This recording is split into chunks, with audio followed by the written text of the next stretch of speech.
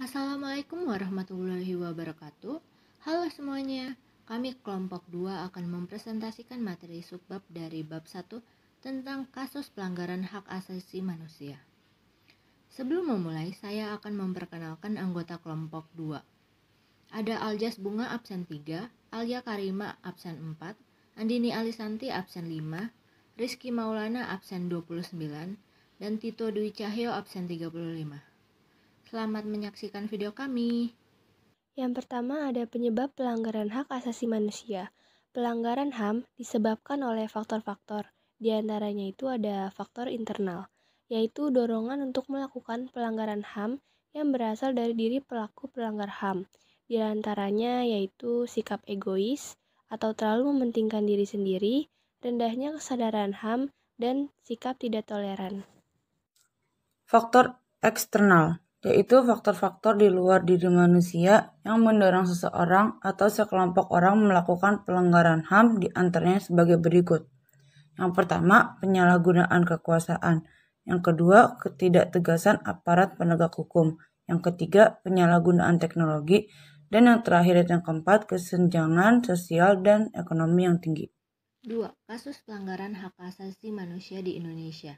Meskipun pemerintah mengeluarkan peraturan perundang-undangan mengenai HAM, namun pelanggaran HAM tetap selalu ada, baik yang dilakukan pemerintah maupun oleh masyarakat sendiri.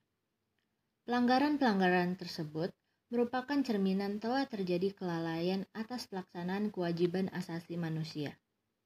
Padahal sudah jelas bahwa setiap hak asasi itu disertai dengan kewajiban asasi, yaitu kewajiban untuk menghormati hak asasi orang lain dan kewajiban untuk patuh pada peraturan perundang-undangan yang berlaku. Contoh kasus pelanggaran hak asasi manusia di Indonesia.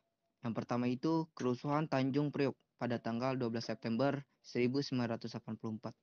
Di kasus ini 24 orang tewas, 36 orang luka berat, dan 19 orang luka ringan. Keputusan majelis hakim terhadap kasus ini menetapkan 14 terdakwa seluruhnya dinyatakan bebas.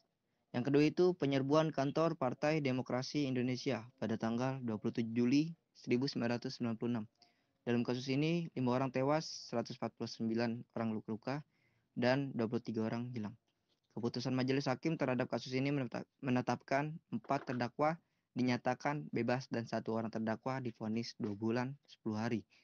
Yang ketiga itu penembakan mahasiswa di Universitas Trisakti pada tanggal 12 Mei 1998. Dalam kasus ini 4 orang mahasiswa tewas. Mahkamah Militer yang menyidangkan kasus ini memvonis 2 terdakwa dengan hukuman 4 bulan penjara, 4 terdakwa divonis 2-5 bulan penjara, dan 9 orang terdakwa divonis penjara 3-6 tahun. Tragedi Semanggi I, 13 November 1998. Di kasus ini, 6 orang mahasiswa tewas. Kemudian terjadi lagi tragedi Semanggi II, tanggal 24 September 1999, yang mengakibatkan seorang mahasiswa tewas. Penculikan aktivis pada tahun 1997 atau 1998. Di kasus ini 23 orang dinyatakan hilang, 9 orang diantaranya telah dibebaskan, dan 13 orang belum ditemukan sampai saat ini. Sekian presentasi dari kami kelompok 2. Mohon maaf apabila ada kesalahan dalam mempresentasikan materi ini. Dan terima kasih. Wassalamualaikum warahmatullahi wabarakatuh.